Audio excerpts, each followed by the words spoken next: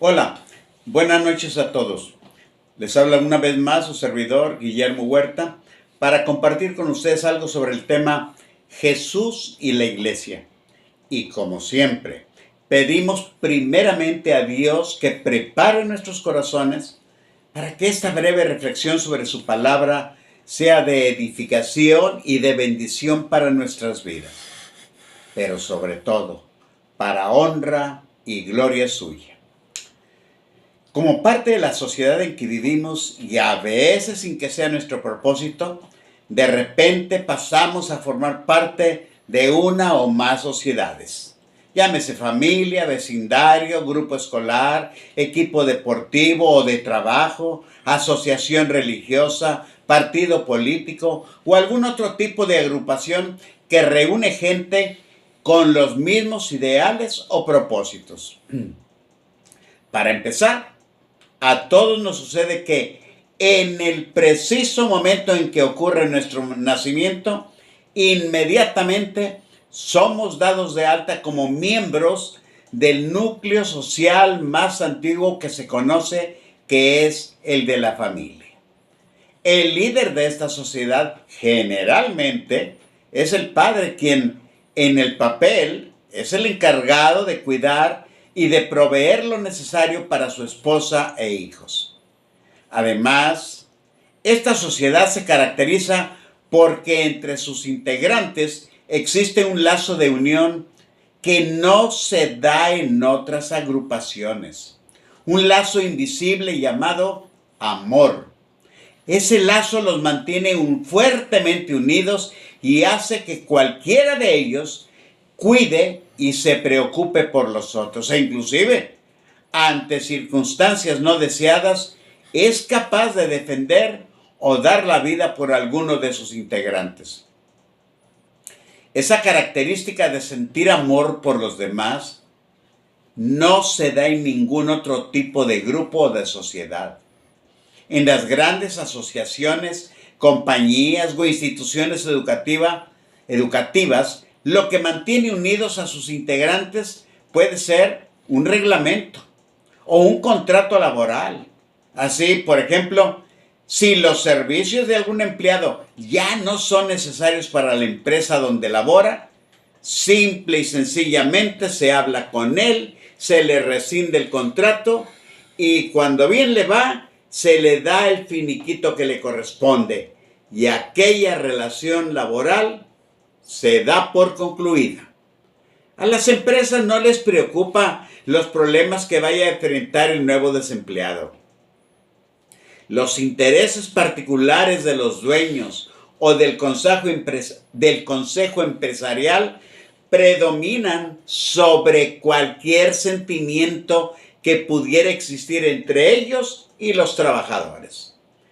En este tipo de asociaciones, el futuro de la empresa tiene prioridad sobre cualquier situación o sentimiento que pueda obstaculizar su éxito.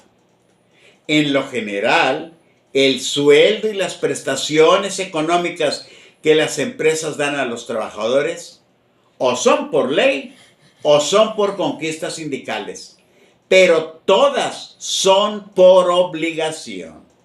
Ninguna percepción es dada por amor. Se puede afirmar que ese sentimiento es prácticamente desconocido en ese medio. Y así es en los demás grupos. Cada quien hace la parte que le corresponde, en el horario que le corresponde, pero sin caminar la milla extra.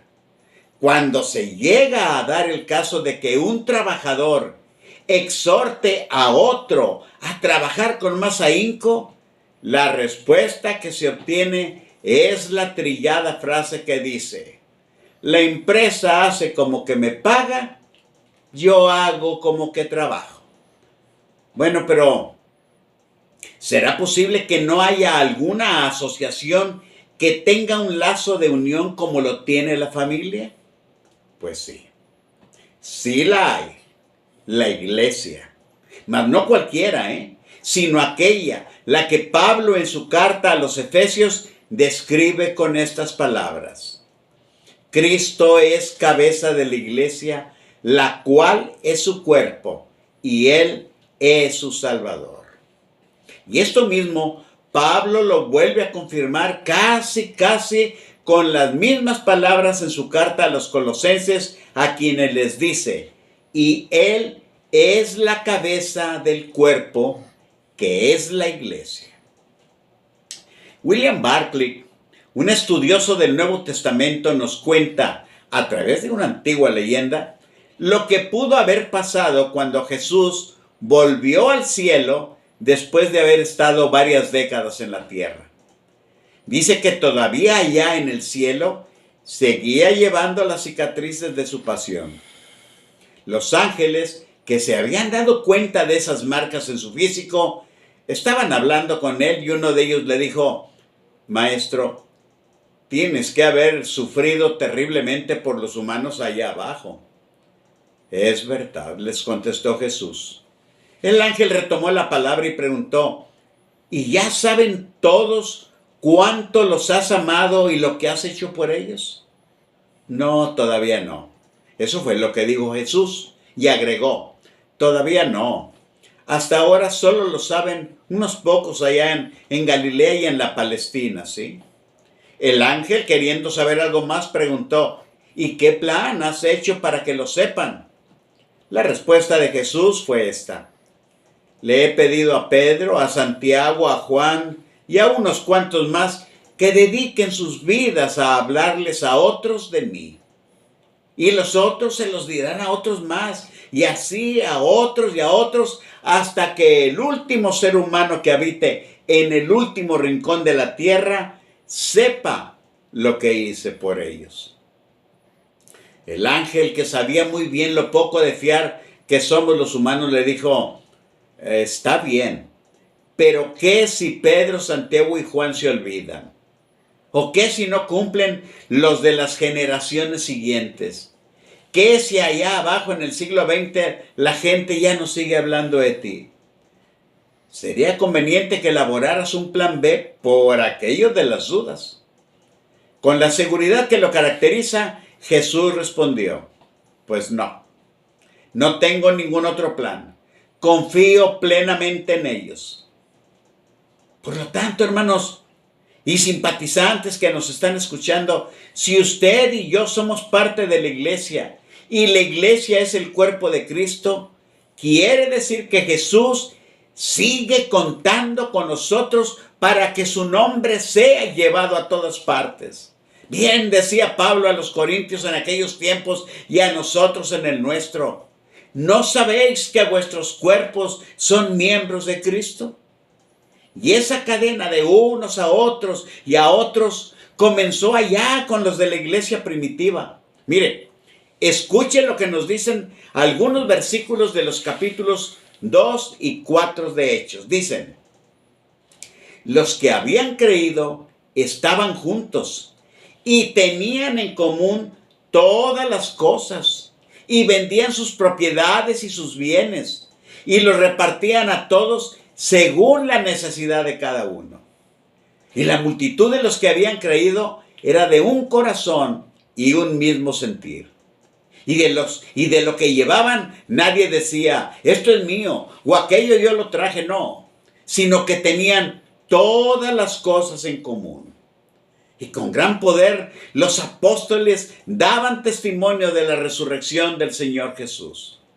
Así que no había entre ellos algún necesitado, porque todos los que poseían heredades o casas las vendían y traían el precio de lo vendido y lo ponían a los pies de los apóstoles. Y se repartían a cada uno según su necesidad, y cada día Dios añadía a la iglesia los que habrían de ser salvos. Como se puede ver, existía entre ellos una verdadera comunión fraternal. Es decir, se interesaban unos por otros, se cuidaban unos a otros, y así, con los apóstoles dando testimonio de la resurrección de Jesús, las buenas nuevas de la salvación empezaban a pasar de una generación a otra y a otra y a otra, hasta llegar a la nuestra. Bueno, Y eso de que la iglesia es el cuerpo de Cristo y de que Él es la cabeza de la iglesia, ¿de dónde viene? ¿Quién hizo tal afirmación antes de que Pablo se la dijera a los efesios, a los colosenses y a los corintios? La respuesta es simple. Jesús la dijo y Lucas la escribió en dos partes. La primera está en Hechos 8, del 1 al 3, donde narra que después de la muerte de Esteban se desató una gran persecución contra la iglesia y que específicamente era Saulo quien asolaba la iglesia. Pues él entraba casa por casa, arrastraba hombres y mujeres y los entregaba allá en la cárcel. La segunda parte Lucas le escribió en Hechos 9, del 1 al 5, donde menciona que Saulo, respirando aún amenazas y muertes contra los discípulos del Señor, vino al sumo sacerdote y le pidió cartas para las sinagogas de Damasco, a fin de que si hallase algunos hombres o mujeres de este camino, los trajese presos a Jerusalén. Mas yendo él hacia Damasco, aconteció que al llegar allá cerca de ese lugar, repentinamente lo rodeó un resplandor de luz del cielo, y cayendo en tierra, oyó una voz que le decía: Saulo, Saulo, ¿por qué me persigues? Él preguntó: ¿quién eres, Señor? Yo soy Jesús, a quien tú persigues.